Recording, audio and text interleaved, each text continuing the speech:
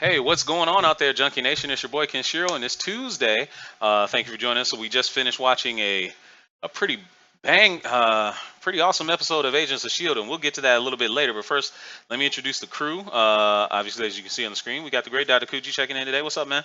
How you doing? Hey everybody, how you guys doing? All Great right, evening. all right. We got GQ. Hello, I am here because where else would I be? Exactly. Where else would you be? But right here, live on Junkie Nation. We got Krusty. What's up, girl?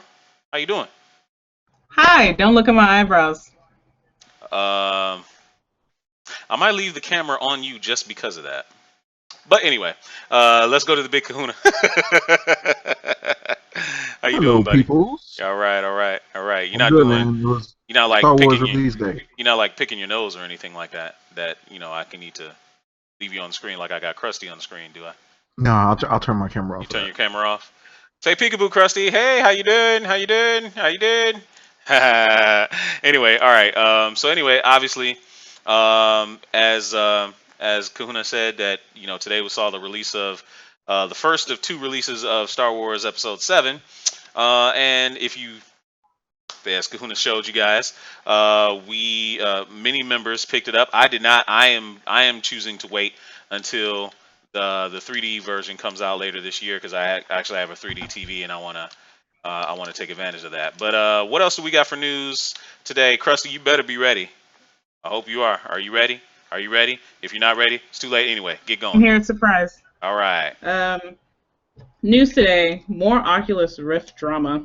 Okay. So Oculus Rift, I guess they teamed up with Facebook, or they're part of Facebook now. And you know how Facebook has all those, they have the permissions where they can follow you whenever, all, just like crazy things. The Oculus Rift can now track your movements and use it in advertisements amongst like a whole bunch of other craziness. So a lot of people are upset about that. Hmm. Really? Hmm. Hmm. So You is telling me if anybody? your movement is consistently head bobbing, like and you're watching rock Hmm. videos and just keep advertising rock videos? Oh, geez, And they that's can crazy. sell that information to have people like contact you, like advertisements and stuff. Oh, wait a Okay, minute okay, now. but Hmm. here's my movements of where you're going to be I sitting don't there know. on your couch watching movies or playing virtual reality, apps and games and whatnot. So what's really changed? What's there to really track? I mean, I'm pretty sure they can figure it out because that's their entire job. So I'm pretty sure, this is the person who's playing this game, and I don't know, target them for something. I don't know.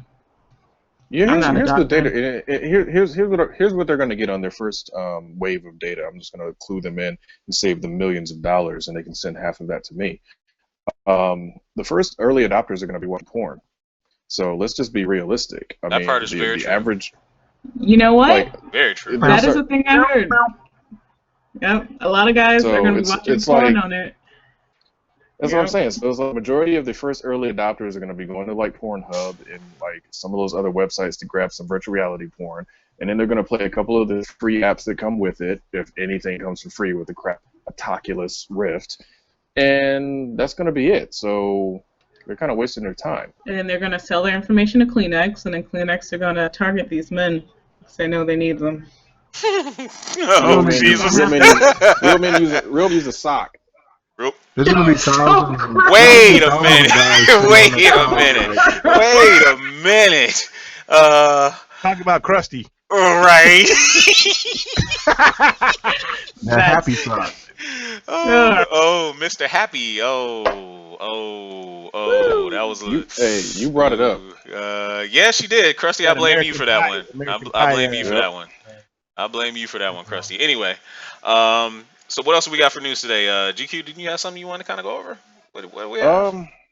Well, one thing that was mentioned I thought was kind of cool was the fact that the PlayStation's got a new update coming out tomorrow. Oh But I didn't know the yeah, full details. I didn't know the full details on, but I big heard that update it's gonna be tomorrow. some big updates since people always Big make fun update of tomorrow. them updating but not updating a lot. Yeah, You go ahead. You go right ahead. they're updating quite a bit tomorrow. Um, hold on one second while I pull it up. Yeah, Okay. this is a big long update. This one's supposed to bring out its codename Musashi, And this one is supposed to. Hold on one second. I got it right here on the screen. Daddy, This could you one, correct me if I'm wrong? Wasn't there a game called Brave Fencer Musashi? yes, there was. Yes, there was on the Musashi PlayStation Den. 1. Yes, Brave Fencer Musashi. So- I yeah. don't have it. Yeah, Oh wow! but you Did want to get play it. I know you want to I play know it. Waffles. Okay, one of the things that they're gonna bring out tomorrow, and I'll put it up on the screen so everybody can kind of see what's going on with it. What they're gonna have is right here, as you can see, they got friend online notification. Like you'll be able to go to your friends list, right? And then what you'll be able to see is like you on their options on their screen. You'll be able to be notified when that specific friend comes online. So that's actually pretty cool. I like that. Stalker. Stalkerish, yes, quite stalkerish. So all of you out there that like to stalk your favorite game girls, you can go ahead and engage in that creepy behavior. User scheduled event, where you can create events with like gaming parties, raid parties, or something like that with your friends at planned times. And so you kind of organize your game playing time. And this is something I think that would be taken advantage of by those people that are kind of busy with work life and they kind of want to really block out their game time. That would be pretty cool. What will happen is once you schedule the event and the people that are in that event, once they come online, they're automatically added to a party and you guys can just go on and write in the game. That'd be pretty cool. Hold on. Don't they give you an option to decline? I'm sure they will. Yeah, what is you'll create an event and you'll make an invitation for the upcoming game session, and of course the invitation you can decline it. But those that register will automatically be added to the party. The play This is a together. Street Fighter party. Don't Yeah. invite me. Yeah, pretty much. This feature allows play together. This feature allows all members of the party to see what each person is playing, so that you can easily join a friend's game. Now, this was something that I think was teased during the E3 demo a couple years back, when PlayStation 3 kind of was some of the features were announced. So it looks like they're finally getting around to that. But the big one, the really really big one, is remote play to the PC and the Mac. Much like the Xbox can stream games to the PC, now the PlayStation will be able to do it, but they're adding the Mac as a platform that you'll be able to stream to too. As long as you have Windows 8.1 or later, which almost everybody has Windows 10 now, and you'll be able to select from different resolution and frame rate options depending on your bandwidth. So if you got that almost gigabit internet, then you'll get some pretty nice quality. So that's the biggest details of the event, of the update. I'm very much looking forward to it when it comes out tomorrow. I can't wait to put it through its paces. There's a lot of things that I can probably figure out to do with it. Krusty, what other news do you got? Yes. What other I'm news do you useless. have? That was my news. That was your news. You are useless. I might have to fire you. I might have to fire you. I might have to fire you. Sorry. In any case, I know there was some other news that I wanted to know. Oh, other than Star Wars coming out today, of course, we're gonna go see Hardcore Henry tomorrow. So I guess that's kind of news. We'll kind of get to see it before most of people again. So we'll talk a little bit briefly about that before we get to the recap of Agents of Shield. What interests you guys most about Hardcore Henry, and what you're looking forward to seeing tomorrow when it comes on? I have no idea. You have no idea. Just hope I don't throw up. Yep. Oh, I mean, it's a first-person freaking movie. yeah. It's And the I'm first pretty movie of its kind. Yeah, and that's really interesting. But I just know that I've had problems with first-person shooters games. back in the day. Not necessarily all of them. There's some of them that don't bother me. Left 4 Dead never bothered me for whatever reason. But I just don't want to, feel nauseous like I used to feel at the Science Center back when they had the Omnimax and you're flying and shit. I started feeling ill. I'm like, oh my gosh, I gotta close my eyes. Take some diazepam. That'll put me to sleep. Take some meclizine, maybe that'll keep me. Yeah. No, you got to keep that in your R2, the diazepam. You got to keep that in your R2. Yeah. Keep it slotted in your No, R2 but, when you got that sniper rifle. Exactly. No, but honestly, I'm looking forward to it from the sense of once it comes home, I'll be able to play it on the PlayStation VR and watch it that way. That'll Oh be man, interesting. that's gonna be incredible, That man. and I swear to goodness, if they don't have that in mind and planned for the home release, then they're stupid. They are stupid. I have to admit, they are stupid. I'm sorry. Uh, To me, that's a selling point. it Like you is. can watch this whole movie in virtual reality and be in the action. And from the first person perspective, I mean, man, that would be something. Look, one of the things and when Kahuna kind of told me about it when we were watching it in the theater when we went to go see Deadpool, uh, and he was like saying, yeah, this was like something that was on YouTube a while back, the kind of the prototype of this film, Yeah, and it I was was a music video called "Bad Motherfucker." yeah, and man, I have to tell you, I was so impressed with the possibilities, just like GQ was kind of bringing up, of doing a first-person action movie like that. This could, I mean, for real, if they do this right, this thing could revolutionize the action movie genre. Now, no way am I saying that every single movie will need to be like this, because remember back in the day when Doom came out, Doom, that terrible rock movie, they did a segment of the movie in from the first person perspective, like the game was. But this is like taking that to the max degree. So I'm looking forward to seeing exactly what becomes of this, because much like a video game, Henry will not be able to talk. You'll just be interacting with NPCs, it seems like, and you can almost imagine yourself as your Henry. So I can't wait for that to come out tomorrow. Yeah, Um, I won't be able to imagine myself the as Henry if co-star he is actually has. going to be the star. he I has won't. what? I can't imagine myself as Henry if he has white hands. Like that's ever stopped you Why? before. They're gonna. I mean, we They're played. gonna have to. They're gonna have to like put gloves on him or something. That way, it's Close on truly like him. it's truly racially open. Yeah, it is. House Riley, welcome, Mike. Glad you're in the show. I like the new name. It, You, it could be the you Lee know, Thomas experience. are you the Lord of the North, South? I don't know. Anyway, he says, can anybody tell me what the movie is about? What's the story behind Hardcore Henry? Kahuna, Killing people. That's all I need to know. Kahuna, you got that for him? Pretty much is the um wife gets kidnapped, go save wife.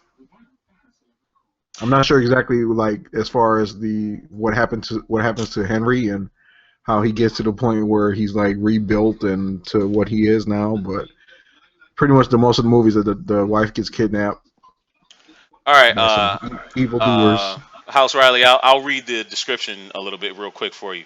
A man wakes up in a Moscow laboratory to learn he's been brought back from the dead as a half-human, half-robotic hybrid with no memory of his former life. A woman who claims to be his wife tells him that his name is Henry. Before she can activate his voice, armed thugs storm in and kidnap her. As Henry starts to understand his new abilities, he embarks on a bloody rampage through the city to save his spouse from a psychopath who plans to destroy the world. Straight out of a video game, right? So anyway, we'll be checking that out tomorrow, and we'll definitely be looking forward to it. And right on time, it is now time for the recap of Agents of S.H.I.E.L.D. Now, like I said, it was an incredible show this week that we had. So guys, why don't you go ahead and let everybody know what I didn't get a chance to watch it today, but you guys did. So why don't you guys go ahead and let everybody know what Agents of S.H.I.E.L.D. was all about today and what made it such a great episode. Ward showed up as Neo. That looked kind of neat, and he killed Yeah. some people. I Oh, yeah. love when people get killed in different shows.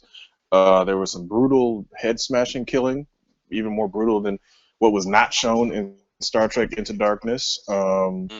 Also, I just like the new direction that they've taken Ward in. Ward already was a badass, and now you give him mystical powers, and now he's even more badass because now he has absolutely no emotion, and Right. I can completely and utterly support and empathize with that. I love that. That's Now he's not Ward anymore. He's Hive. Is that correct?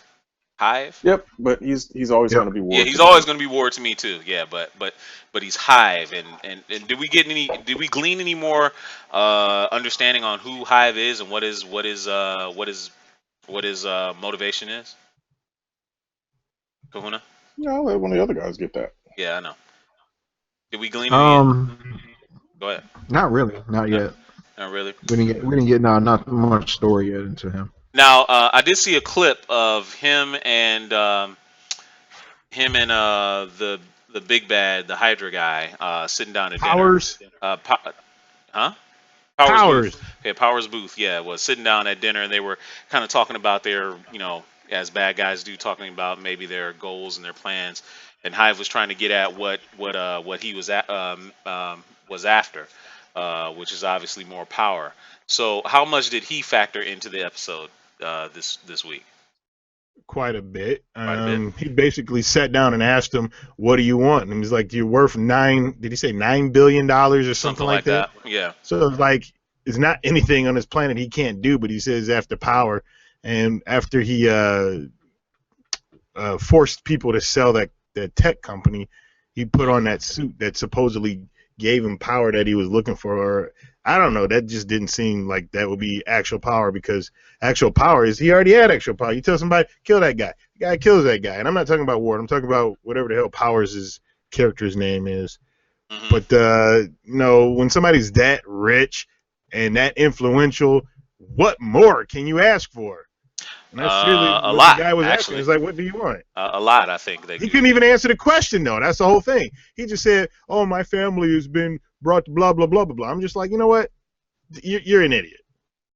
But yeah, but Open up a you have can to of remember. worms. You have to remember, some people just crave more. It's in Mhm. their DNA. They Yeah, want But more more than what what? they have. If you want more, There's a- it's like, go take Mars and let's go take over alien planets. And But let's, think about it. If more is more. all you want, there's no answer to that. It could be everything. Exactly. It could I be mean, you could have $9 billion if more is programmed into your DNA. I want the dollar you're holding right now. hell, he even asked him at the sit down. He said, he was like, "You're worth this much. Isn't that enough?" And his silence pretty much just said volumes. Obviously, it's not. So, obviously, it's not enough. So, I mean, look, the Bond family crest says the world is not enough. So indeed. you got to go. You always want more. Yeah, you do always want more. So, let's get to the other part of the episode too, and that had to deal with a clairvoyant guy that predicted an attack by Hydra airstrike. What was that story? What was that story thread all about? Well, it's basically about the guy gets touched. He sees the future, and it kind of starts a course of events that gets the agents of S.H.I.E.L.D. involved, specifically Daisy Johnson. Mm-hmm. And she, of course, gets the same treatment when she touches him, and she's trying to figure out how she can save the day and or change things, because she thinks people are going to get killed because of how she saw certain stuff. And, it kind of led. I didn't see the ending because, unfortunately, I had to do some prep for this show, so I'll watch the ending tomorrow. Priorities. Come back to me tomorrow. Priorities. Actually, he when he touches the person, they see the future. Yeah. Oh, I see. So he gives them the visions. He doesn't actually have them himself. Yeah, Basically. correct. Or he Yeah. Okay. All right. Yeah, but he also touched Powers, and they didn't flash to what he saw. So it's probably just oh goodness. Yeah. It's something insanely, it's almost like that one Smallville episode when that one lady that could give people, read people's visions Mhm. or futures. And when she touched Lex and she died. So I was just like, dang, okay. So I mean, it's probably something that horrifying. 'Cause Okay. He didn't necessarily die from it, but Now There's no whole thing I into it. caught like the very last images of the show, and obviously the clairvoyant guy had to die, so he's not going to be around either. But I remember you guys were talking when we were doing prep. Did Daisy and Hive run into each other? They actually had a little tussle. no, If you didn't know. they saw him on surveillance footage. They saw him on surveillance. Okay. Yeah, So that's who how was- they know that he's still around. That's what they're leading up to for the next episode, which is probably the season finale, I believe. Okay. But, So who fought? I'm sorry. Who fought with Daisy then today? Who was kind of like giving her the business today? Powers Booth's character was whipping her ass What? because he had that suit on. Oh, he What had it on a was- suit. what- Okay. They were breaking into this facility. What happens when the clairvoyant guy touched Daisy? Daisy saw she saw the future, and it was the agents of S.H.I.E.L.D. It was looking like Coulson was shooting. There was a whole bunch of events that happened where people were dying, and during the show they were prepping pretty much the whole time to try to prevent what her visions were. And so that's what when you saw the training with Agent May, and Agent May was going through that whole scenario, and she was pretty much sparring, kicking the ass. That was them. That was them trying to prevent those visions. And I guess what ended up happening is Daisy ended up going into the facility while Agent May was talking to her ex boo, aka Lash. Right. How much progress has been made on that? Like, did he appear on the show? Are they getting closer to tracking him down? Oh, he's there. He got I don't know if he got captured.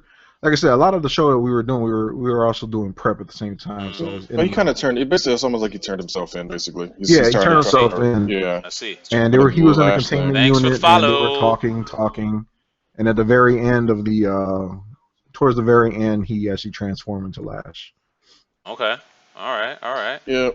So, and also that, and then you've also got I don't know. One of the things that I thought was pretty cool is like one of Coulson's lines to the new kid, the Inhuman, was they were talking about movies, and he had made a Terminator reference, and the kid didn't know it. And he looked at he looked at him, he's like, "You're off the team," because he's like, "I never saw the first Terminator movie." I'm like, I'm gonna start using that one. Okay. Now, what was going on with Fitz and Simmons? What's going on there? I know Simmons is trying to get tougher in an effort to not always be the lone damsel in distress. Because as we saw from earlier this season, when she was still trapped on the foreign planet, Fitz can handle himself, on his own. So she's really like the last one that doesn't know how to do anything, survival wise. So what's going on with that, or what's going on with her, I should say?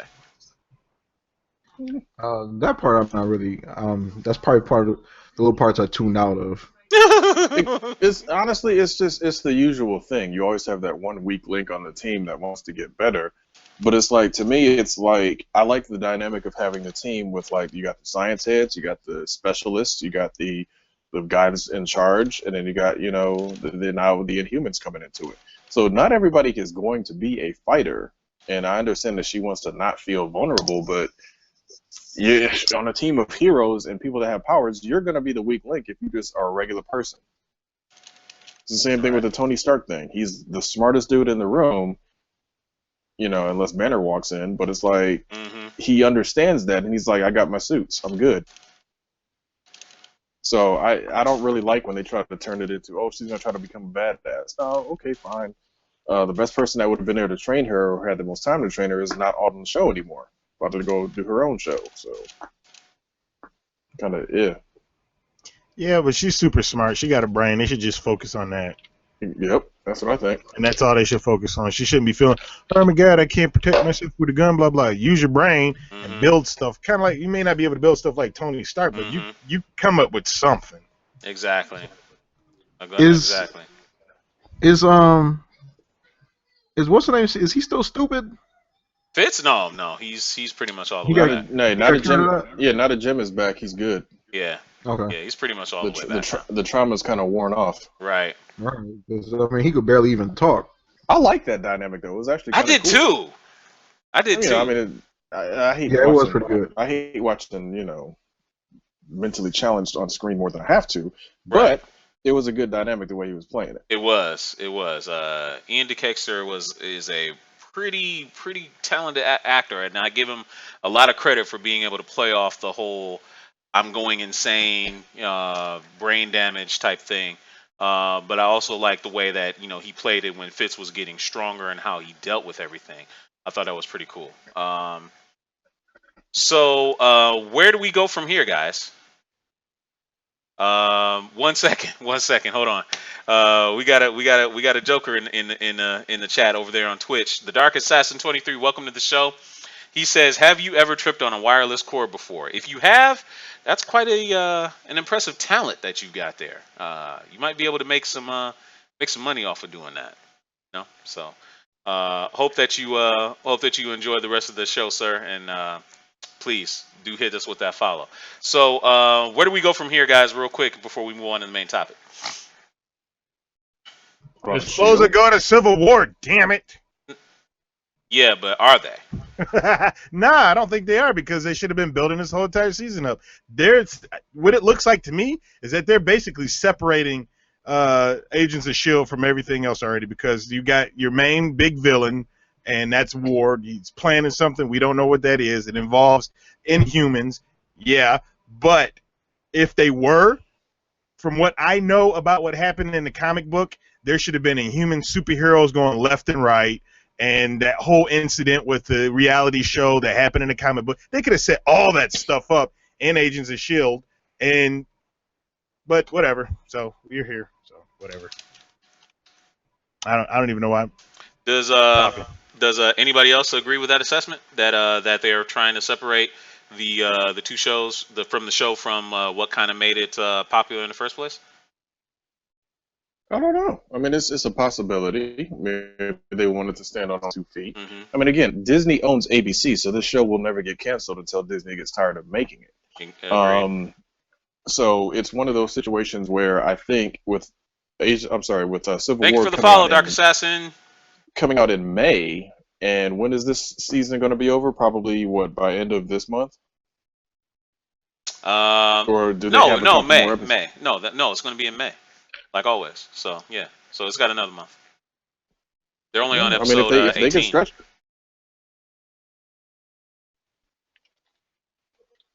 Yeah, they can stretch it. I think they'll be able to do it. I think they'll be able to do it. Yeah. I mean, Marvel has always been very, very good at not letting everybody know what they're about to do next, which is I appreciate that because that's what I hated about Batman Superman, the fact that I knew everything that was basically going to happen. It's the truth though, and it's something that DC needs to learn. It's like sometimes you don't show every single thing you've got. Mm-hmm. Leave a little bit of suspense, surprise, and all that sort of thing out in the air, and the reaction is a million times better. Because nobody knew Sam Jackson was going to show up in that second episode of S.H.I.E.L.D. on season 1. Nobody. He just showed up. You just heard his voice. It's like, oh, damn, they got Sam on the show. And then they brought him back for the finale. So it's like, you don't know these things unless they just show them to you, like, right when they come on. That's what I like. I like some, surprise. Indeed. In this day and age of everything is connected. Everything is connected. Maybe not so much anymore. Anyway, guys, so we hope you enjoyed the recap and tune in for the rest of Agents of S.H.I.E.L.D. It's one of the few shows I think that's going to go straight through until the end of the season, unlike The Flash and Arrow, and Supergirl, which keep taking breaks for whatever. Are we big Marvel fans? We're big fans of everything, sir. That's why we are who we are. We're the culture junkies. We're fans of everything. But anyway, today we're going to talk about. Hopefully, you'll enjoy this topic here, Dark Assassin. We're going to be talking about massive collections. The massive collection. Actually, you know what, Dark Assassin? I got a question for you, sir. What kind of junkie are you? Are you a comic book junkie? You a Marvel junkie? You a DC junkie? You a video game junkie? What kind of junkie are you? And we'd love to hear from you. But let's talk about junkies that love to collect things, like our guy GQ right there. As you can see behind him, he's got a pretty impressive collection. But there's people out there that have bigger collections than him, as you can see right here on the screen.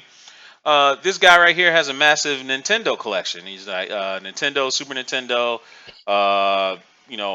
N64 games, and down in the lower right corner, you can see his collection of game systems, much like our own Great Data Kuji.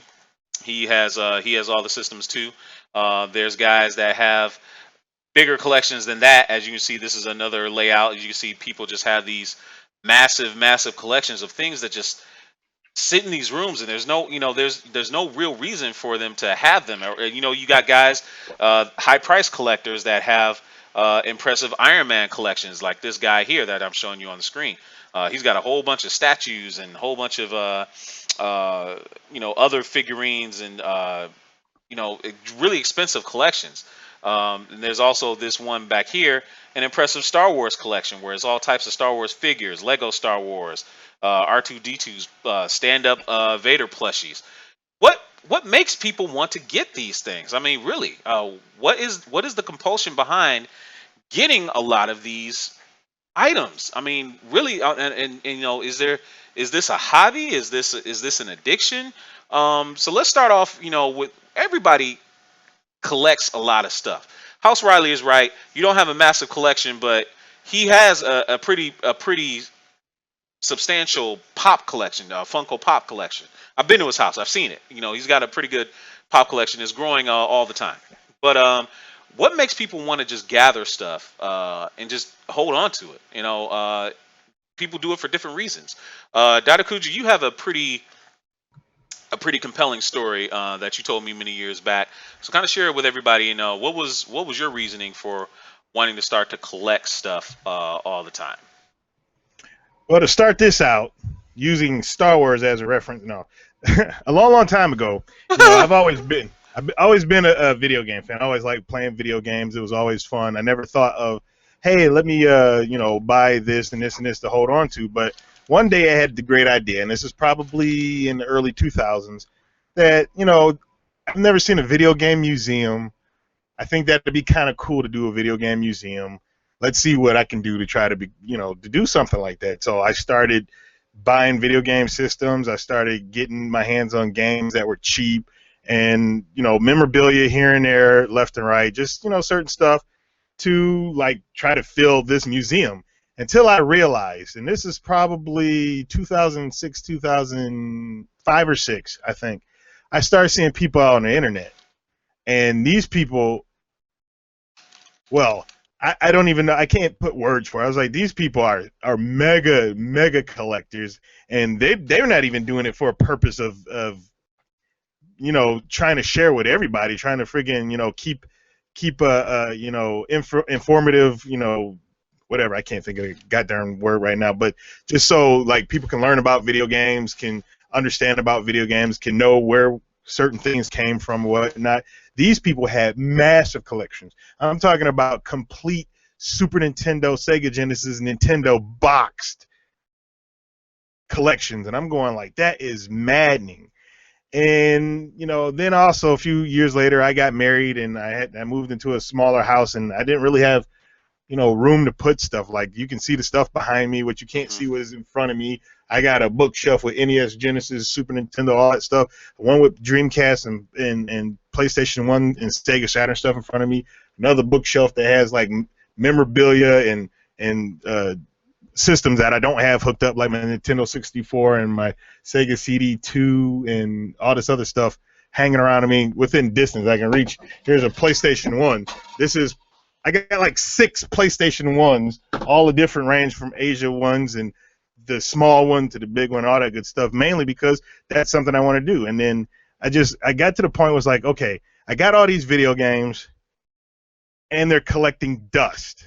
And I'm like, I should sit down and want to play these video games, because like, what's the point of having a video game and you bought them because some of them look like they're really fun? Why don't you play them? So I've been really trying to sit down and actually play these things, but making the time for it, because we got this show that we've been doing, and also I work a full-time Oh, wait, job. okay, now wait, don't try and blame it on the show. Don't try I'm and not blame it on the blaming show. anything. Life is something that is always moving. Okay, so it's not necessarily when it's time to kind of slow down is Mhm. usually the time when you feel like you want to rest. And I have to force myself to play video games nowadays. It's like, okay, what can I play? And that's another thing. Also, when you have this many video games, it's like, all right, what do you want to play? And then you'll sit there way too long trying to figure out what do you want to play, and then the time's up. You can't play anything.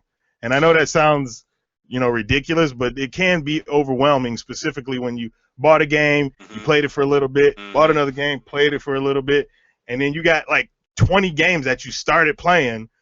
You just want to narrow one down. So, like, as of That's recently, true. I've been playing the Adventures of Pip, Shovel Knight, Bloodborne, and what's the name of that game? Ew, I can't remember the name of that game. Galaxy. I just started playing that. Galaxy, yeah, that was a free download. Yeah, I got that too. And that's pretty cool. Junkie Nation, what Daidakuji has kind of been describing here is pretty much the reason why he came up with his nice little slogan that he's got. What is it again, D? I own it, but I haven't played it. There it is. There it is. He's very famous for that. Really quick, Junkie Nation, I'm gonna stop. I'm gonna pause the show really quick to give a very special shout out to a couple of our own, Miss Starry Wonder, who's in the chat on Twitch, and her husband, House Riley, formerly 50 Shades Grizzly. They are married. They are expecting, but today is their 1 year anniversary, and we love them. We love them very much. Kahuna, can I get a round of applause for my friends, please? Thank you very much. Thank you very much. We appreciate it. We love you guys. We can't wait to see you guys next time. Hopefully, you'll be able to make it out to one of our events pretty soon. We know special conditions and all that, but we miss you guys. In any case, GQ, she also asked a collection. She asked a question. So I want you to kind of get to your story, but she had a question that she wanted to ask. Uh, and it is, do you value the do you hold on one second, let me see what she said. She actually said, do you care about the value of your collection? So briefly kind of go over your collection story, and follow that up with with the answer of her question. Do you value do you care about the value of your collection?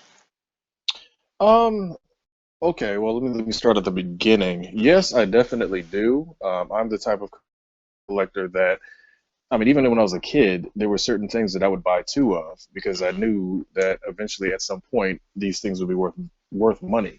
For example, the X-Men toys that came out in the '90s from was it Toy Biz, if I remember Yes. correctly? Yes. Every single one of those that I bought two. Mhm. Every single one. So like I think I have almost the entire line, including the X-Force line and all that. Wow. I had duplicates of every single one because it was like, okay, I'm going to open one and display it, and I'm going to keep one in a box. And I started doing that back from when I was, I don't know, probably 9 or 8 or whatever. Because the thing is that my brothers, and I, thank them every day for this, taught me is all of this stuff becomes worth something if you keep it in great condition. So that was always kind of my mantra. It was like, okay, if I'm going to play with any of this stuff, which even back then I didn't play with a lot, I just displayed a lot of my stuff. Hmm. I'm going to have two of them. That way it's got a backup. Now, as I got older, the things that I wanted became more and more expensive, so getting duplicates was not going to happen. But to answer the question, the short form, yes, definitely. I value my collection. All of the stuff that I'm getting now is purchased for the sole fact that it goes up in value. I'm not buying any of the mass-produced stuff anymore. That's just a personal preference. Like there's certain things that smalls, essentially like your 6-inch figures and below.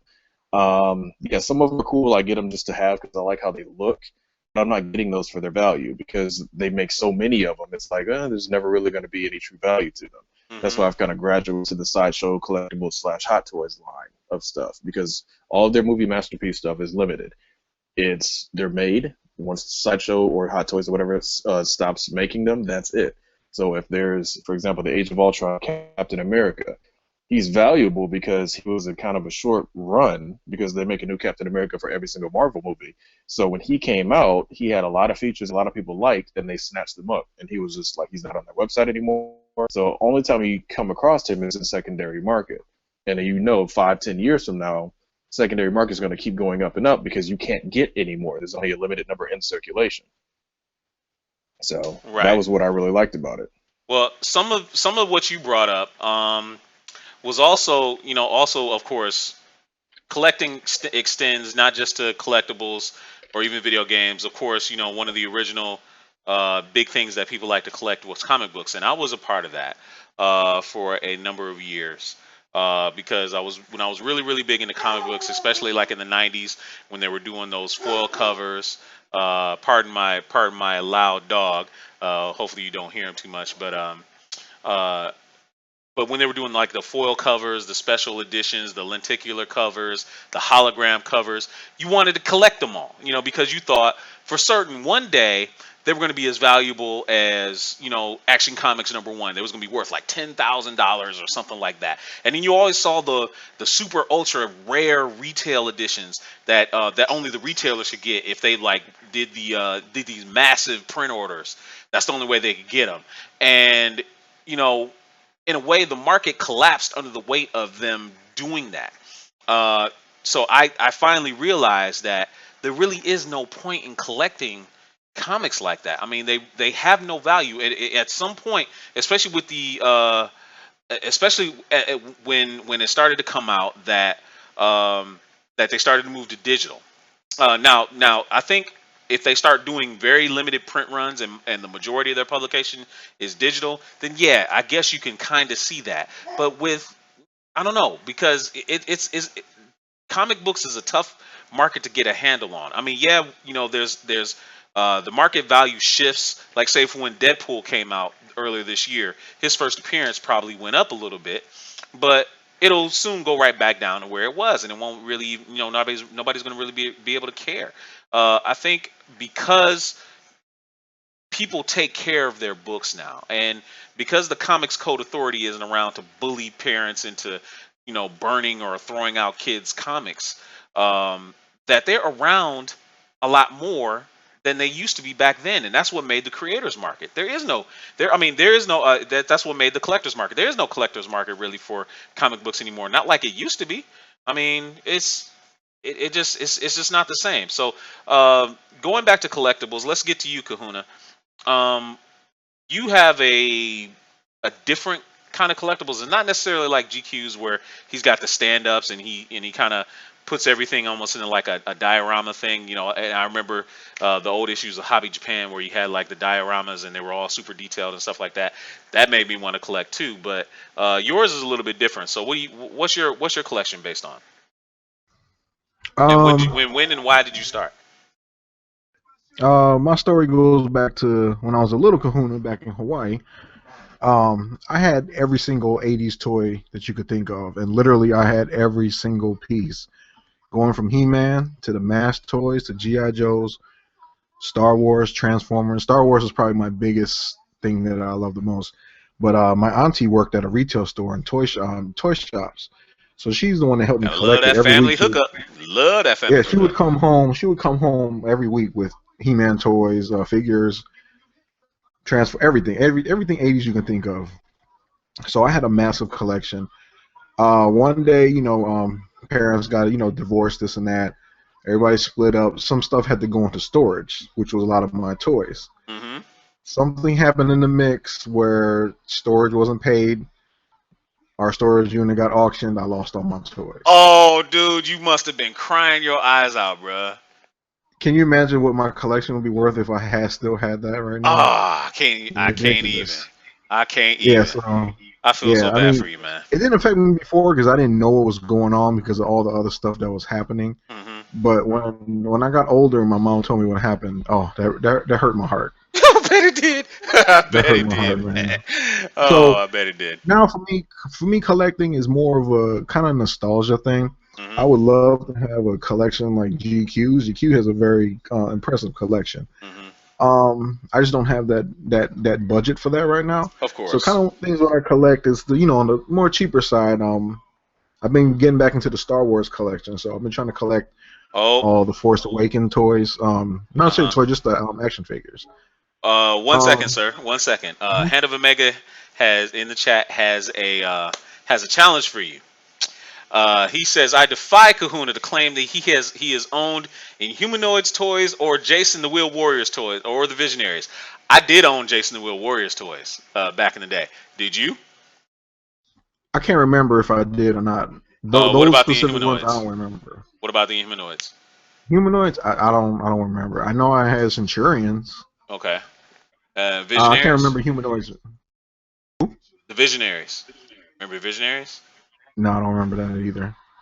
Hey I had Jules, I how had you doing, sir? Welcome back to the show. I had so many, but only the real main popular ones is what I still remember that I had. Now, And like I said, it was a lot of it was thanks to my auntie because she worked at a toy store. right. Well, thank you for sharing that. And Roland D says that's the saddest story. He feels for you, man, and we all kind of feel for you. So now I collect. That's a sad story. I've gotten into the pop figures. Uh-huh. Those are Pop figures, very, they're very not for popular. everybody, but they're hugely popular. You Exactly. can't even really go into any store now and not see pop figures. I mean, even Right. Best Buy sells them, and Right. Best Buy doesn't really sell figures of anything like that. Exactly. They're a lot of my collection is cheap, Mhm. fairly popular, and and a lot of it for me is just nostalgia. So I'm slowly building my collection back up. Now, there's some really impressive collections, and I'll pull them up on the screen as we keep on talking. And Omega is trolling you, man. He says, "Did he have Jim and the holograms?" No, I didn't have that. Anyway, but some of the collecting has gotten really interesting, especially with the advent of fashion. Geek fashion has kind of grown over the last decade or so with stores like Hot Topic, superhero stuff online, and other things like that. Um, and House Riley, it collects socks. He's got a lot of really interesting socks. He used to post a lot of them on his Instagram. I haven't been seeing a lot lately. I'm sure with his shifted priorities, he has a little less free money to do a lot of the sock stuff, but it's still on his mind. I know it is. But he also does graphic tees a lot too, and I've seen a lot of people that have some pretty impressive graphic tee collections as well. Um, Krusty, you don't collect stuff. That's correct, right? Yes. Yeah. I do Okay. collect some stuff. What like what? Well, Makeup. like what do That's you? it. Okay, makeup. That's pretty useless in this discussion. But Okay. yeah, Thank you. but why wouldn't you? If you could collect stuff, would you? And if you wouldn't, why wouldn't you? Um, I do have some stuff that are collector's items, but it's not like I go out and collect it. It's like, oh, that's nice. I wanted to get it. It's like I have two collector's editions, Tales games. The Tales of Symphonia, Tales of the Abyss and stuff. Um, but why wouldn't I do it? I don't like dusting. And also having to search around for. Thank you, Cisco. Thanks. Having to search around for like different items is like I don't know. It's just not for me. And like I said, I already collect like a lot of makeup stuff. Okay. All right. You So collect a lot of makeup stuff, that's one thing out of and the drain. House Riley and his lovely wife back you up on that makeup thing. They say it's a thing, and Sorry Wonder's like nail polish for life. So hey, whatever. That's I used to collect nail polish. that's You get very. one of That's, those. You get one of those GQ display cases. You don't have to dust them. that's true. That's very true. But you Vacuum have to seal that dust boy. the display case. Vacuum seal that boy. That'd be something to do. So in any case, guys, we're gonna shift the discussion a little bit. We're gonna shift the discussion to when is enough enough? When do you decide to say, I can't keep holding on to this stuff. I run out of room. I just can't afford to keep doing this collecting stuff. Like GQ's run into a bit of a dilemma. Uh, and he's going to be replacing some of his many of his smaller figures with the hot toy collections, but he's not going to get rid of them. He's going to just store them somewhere. That's a pretty awesome dilemma, though. It is. I love to have that dilemma actually, and I'm very jealous of a lot of people that can do these really impressive collections. I'm gonna try and find some and put them up on the screens for some people to see. Um, but when is enough enough? When is enough enough when it comes to collecting? If I could try to take a crack at it. If you'll give me, I'll Sure. go right ahead. I'll go after you. Well, when it comes to video games, it's really difficult to say enough is enough because a long, long time ago, again, I used to get rid of games. I would trade them in, and I would feel like crap when they were gone because I wanted it. And I made that mistake with my Final Fantasy VII, Black Label, and my Resident Evil 2. Why'd you bite me? If you get that reference, give us a thumbs up. But anyway, it's like I want to play all the games I have, but I can't get rid of them no more. I just can't. I mean, I can't imagine being an old person having nothing to do and to go to Costco just to walk around and shit. To me, it's always something to do. It's like a book. It's a book. I mean, for video games, for example, but like I don't really collect. I mean, I got a few action figures up here. There's Optimus Prime Walking around eating samples, huh? Yeah, exactly. I'll have something to do. I mean, but like it gets kind of difficult. Like I don't know if you guys can see this. This is right here a box of Game Boy and Game Boy Advance stuff. that I bought in a lot one day, and it came with like 1, 2, 3, 4, and you're like, okay, what do you need 4 Game Boy SPs for? Well, I don't. But hopefully one day I have kids, and I'll just let them play it, and I can play with them. So like, stuff like that. I don't think I could ever stop, but Mhm. at the same time, it's gonna have to, like, for the systems. I don't have aspirations to do a museum anymore. If I were to show you my outside of here, which is still kind of under construction, all the necessary systems are all hooked up with 3 televisions, old CRT, and 2 LCDs, and an arcade cabinet, all hooked up because I want to play these things. I don't want them to collect dust anymore. So, but it's a library. It's like you got people who have libraries of books. I'm gonna have a library of video games, and not necessarily a collection, because a collection is something you look at and you dust every once in a while. A library is something that you actually touch, read, and so forth. Mhm. Okay. GQ, when would you say enough is enough as far as collecting goes? Since I don't really want time, I'm going to two for this one. I'm going to flip my screen. If you'll give me the screen, I'll give people a guided tour while I explain that you can. To me, collect things is because you enjoy having things. So, like for example, the swords that I have on there. That's not even all the swords that I have, but originally I said that, okay, once I get a particular sword, I'm going to stop. And Uh-huh. 4 swords after that one, I'm like, you know what? I'm never going to stop because there's Mhm. no way to stop. There's always going to be something else that you want. There's always going to be the one that you finally find after years of searching for it, and it's like, oh wow, I finally got a hold of one. Mhm. And it's like in that moment, if the price is right, are you going to just, suddenly say, you know what, I want GQ, you might have to to be a buy little it? stationary because you're starting to break up a You little are bit going there. to be able to make more money. You're able to, whatever, give them the big, full-on, here's everything at once type of thing. Okay, well, I can do that. Yeah. Power Gloves is up there. That's the original Scorponok. So, I mean, again, that's something I had as a kid that I just kept in perfect condition. Um, Same thing with movies. I mean, a lot of people ask why don't I have Netflix is because I have 2 wall shelves full of movies. So there's not really much in the movie sense that, like, okay, well, yeah, something will come out. I haven't seen Daredevil yet because I don't have Netflix, but when it comes out, guaranteed I'll buy it. Mhm.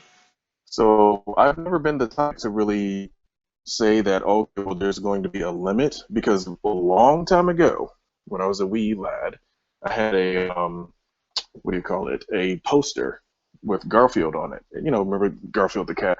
And he had a mansion behind him with a Lemmy Countach and big pile of money and swimming pool and all this other stuff.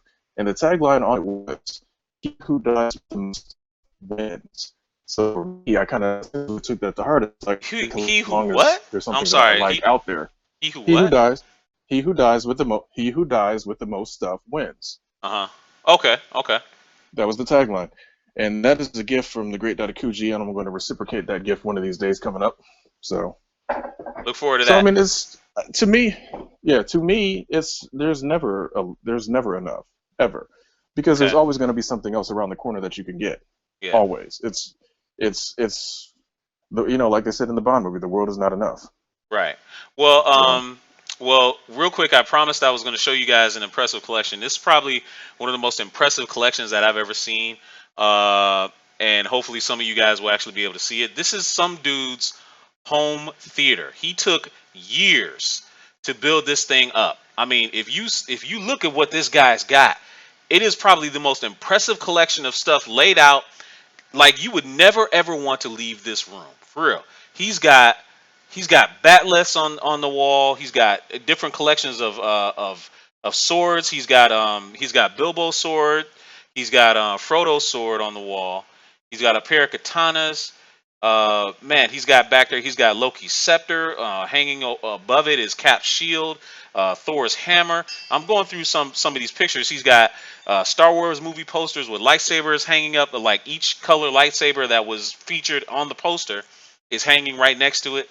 Um, and I'm just scrolling through. But man, this thing it's an impressive collection. Now, I'm sure he keeps adding selectively to this collection. He's not just gathering stuff and just adding it haphazardly. This stuff looks like it's meticulously planned. Um, what he's done. I mean, but it's this guy's got money. Whoever this guy is that has this collection, he's definitely got money. I mean, because this is something that you just for real. I mean, like he's got the two the is it the oh yeah, he's got a couple of bookends. He's got a Jurassic Park standee case. It's an impressive and Hand of Omega says something that's pretty poignant. It's an impressive lair, but does he has a girlfriend? You have to wonder if he does. Even if he doesn't, it's still on its own a very impressive collection. It's something that you want to have. I mean, he runs the gamut. He's got movie collectibles, he's got anime collectibles, he's got comic book collectibles, he's got comic book like Hot Toys figures, like the super um, detailed ones, the super big ones too, like an Iron Man bust. It lights up. He's got a standee of the T virus. From Umbrella Corp. He's got a phaser. He's got a Star Trek phaser standing right behind it. I mean, he's got GQ's Joker statue from the what was the Arkham Asylum, I think, collector's edition that came with the Joker with the TVs like sitting all behind him. He's sitting at a table. Oh yeah. Yeah. He's got that. Yeah, that's right behind me. Yeah, he's got it. Yeah, he's got that with a de-helmeted Anakin Skywalker or a Vader, I should say. He's got Master Chief. He's got a War Machine bust too, like with the shoulder-mounted gun and everything too. I mean, man, really, I could spend hours just looking at this entire collection. It's absolutely impressive, and I'm like, it makes me incredibly jealous. But at the same time, it makes you wonder. At what point will you say that once you get old enough and you kind of just your passion for it dies, will you just get rid of it? And that's a question I would love to pose to you, GQ. I mean, like as you get older, are you going to keep this stuff around till you're like 80? God willing, are you 85, 90? Are you going to still have this stuff? Or are you going to get rid of it at some point? Passion never dies. Good night, Dark Assassin. We hope you enjoyed the show. Hey, find us on YouTube and check the archives of our other shows. You'll like them. Go ahead. I'm sorry to interrupt. Please go ahead. You were saying passion never dies, as you said, and yeah. Passion never dies, man. If your passion dies, you die. So okay, passion never dies. Passion never dies. Mm-hmm. That's how I look at it. Yeah, same with me. I mean, if you've been doing this from a little kid till now, that's not gonna go away. Okay. So I've had phases. I've had phases where I've chilled out, but it always comes back. For me, there's been times where I've kind of stopped for a minute, just like with video games. I can't join in a lot of video game conversations now because I had stopped playing video games for a while. I just kind of lost interest. But now the interest is gaining back now. So, I have my moments where I kind of chill out on stuff, but it always comes back. It never stays gone for long. Junkie Nation in the chat, I'm posting the link to that. I'm sorry, hold on a second, GQ. Let me get this out real quick. Junkie Nation in the chat, I'm posting the link to the album of that guy's impressive collection. It's on Non-Solo Hobby, another entertainment website like us. Please continue, GQ. I apologize.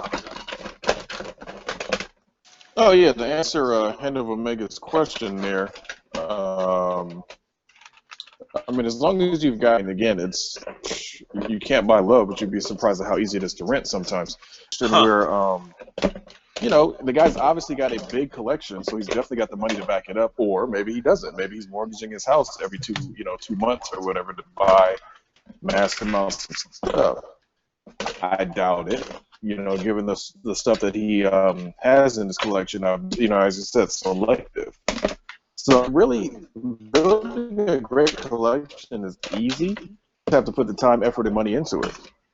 And if you have a passion for it, that's right. So you wouldn't necessarily advocate, because I know there's dudes out there, and you can make the argument that that they have a an addiction, or even a compulsion, much like the hoarders that I mentioned earlier, that they just have to have everything, and they just collect it just to collect it. I know dudes out there that are like that, and before they know it, they have absolutely no room. They're not organized with their collection, and pretty much it takes over their entire living space.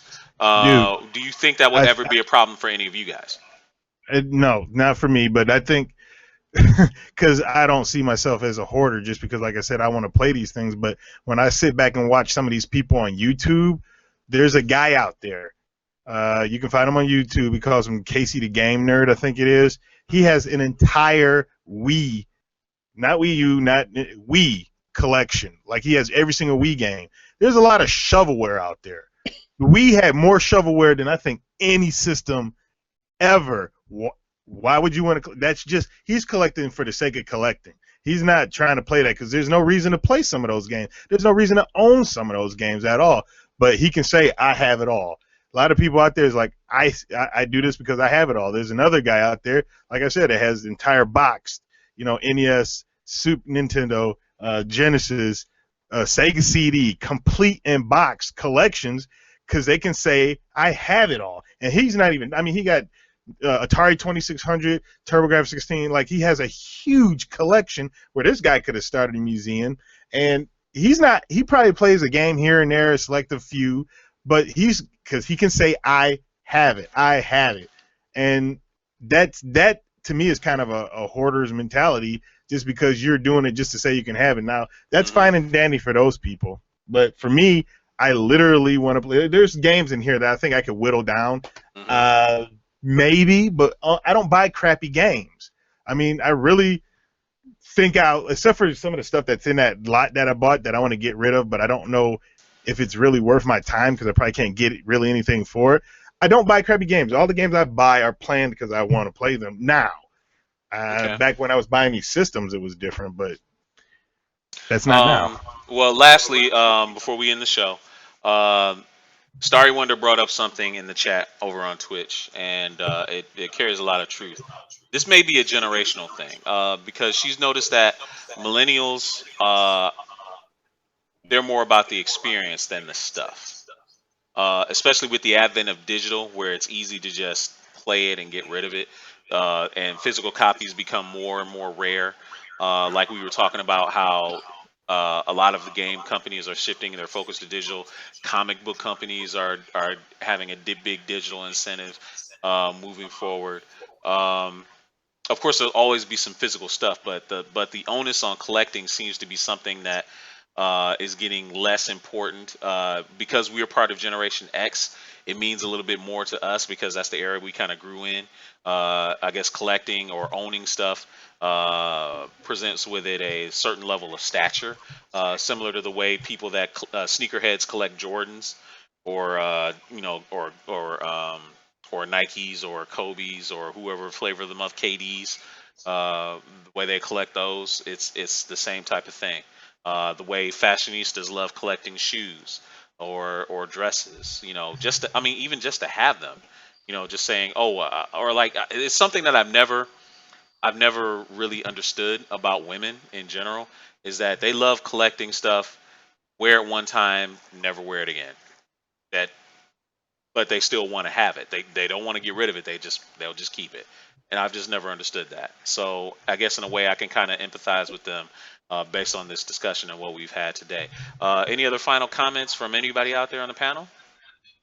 Well, to address the whole question that she's asking, as far as the difference between collectors, millennials, just for the experience and that sort of thing, I personally hate digital, just in the sense of if I give you money for something, I expect something in return, like an actual it's here right in my hands thing.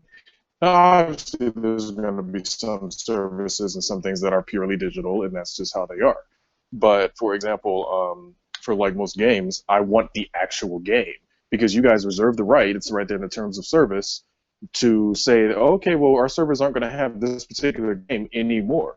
So that $50 or whatever you spend on it is just basically pissed away because you can't go to your shelf and pull that game off the shelf and put it in your system, play it 10 years, 20 years, or whatever now.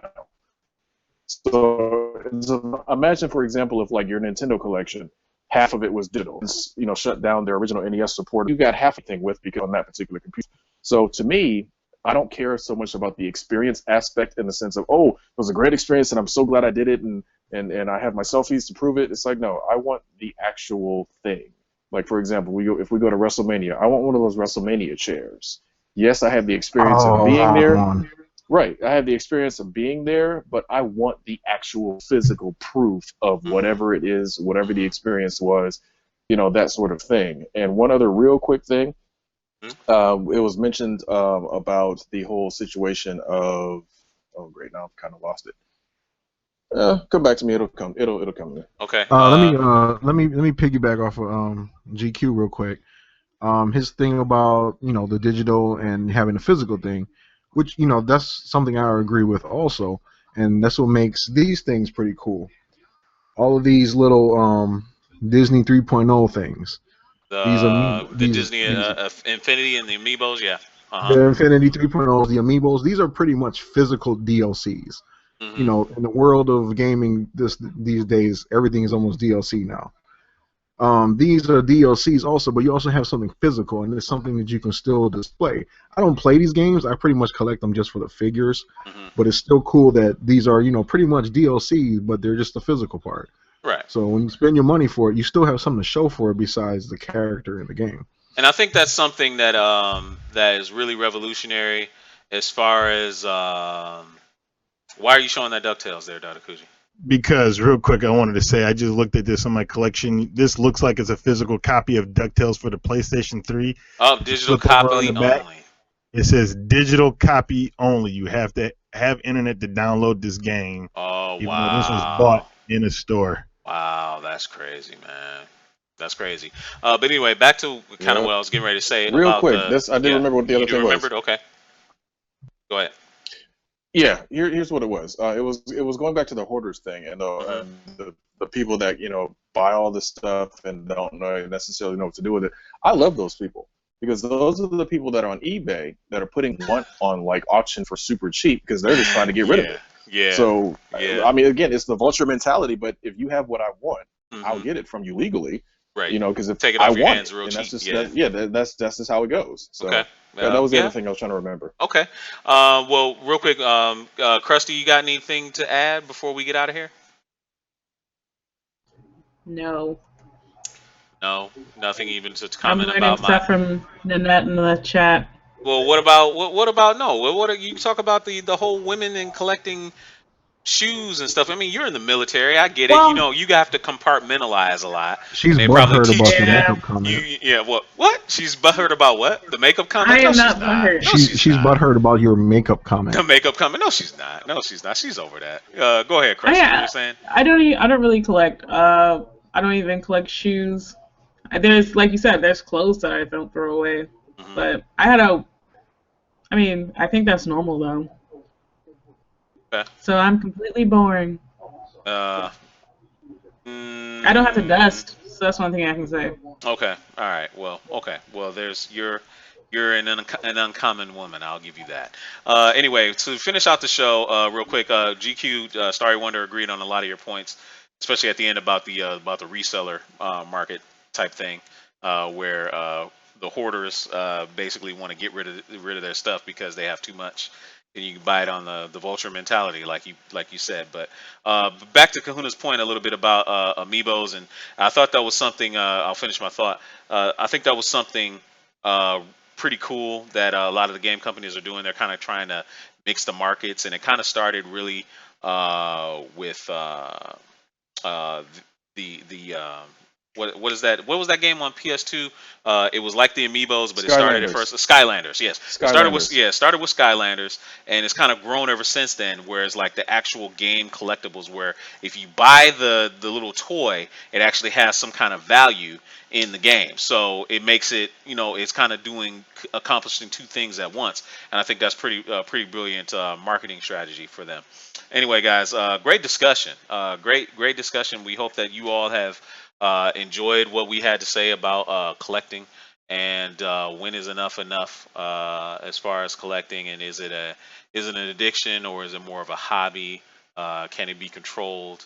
Uh, so Kenshiro needs a man bun. I don't know what you mean by that, Hand of Omega, but I'm going to say no, no, no. Anyway, Hashtag Kenshiro needs a man bun. stop it, stop it, no. Anyway, guys, we're gonna get out of here. Obviously, to reiterate, there will be no show, no live stream tomorrow. Pretty much all of us are, with the exception of Krusty, because she doesn't live here, are going to go and see. Stop it, Adobo Girl. Man bun can no. That is not going to become a thing. You can stop it right now. There is not Let's going get to that be trending, people. no. It's not going to be a show tomorrow because we're all going to go see. Man buns are so hipster, and that's so not me. So I'm not going to do it. Anyway. There's not going to be a show tomorrow because we're all going to go see Hardcore Henry.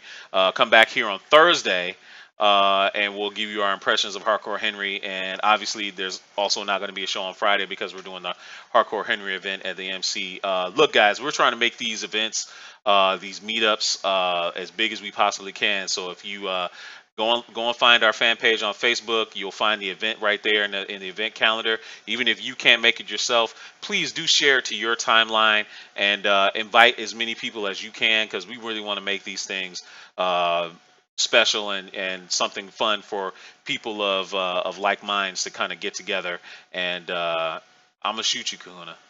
I'm gonna shoot you, man. You better stop. Anyway, yeah, please do share the events. Like us on Facebook and follow us on Twitter as well. For the crew, for that backstabber Big Kahuna who's joining that man bun thing, for Krusty, for the great Dadakuji, for my main man GQ, I'm Kenshiro, and we'll see you guys later. Say goodbye, everybody. Bye bye. See everybody. Hashtag Kenshiro needs a man bun. Stop, man. Bye-bye. Stop. Zero needs a man bun. Stop Yeah, it, God. Bye, everybody. See, Trending at least GQ's got my back. He ain't say that whole man bun thing. He knows how to. He knows that ain't no thing. That don't He even told be me. no thing. That's enough. He told. No, he didn't. No, he didn't.